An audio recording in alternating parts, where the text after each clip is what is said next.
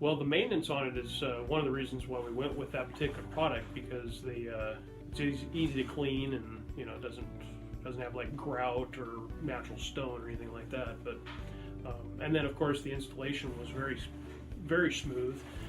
We had previously a standard fiberglass insert shower with a glass door in the corner, and then they came in and took all that out and actually had a contractor build out basically the shower walls to make the area a lot larger, and then framed it all in and installed the product. So it ended up going pretty smooth, and whatever design shape you want your shower to be, they can make the panels of this cultured product to fit anything that is designed.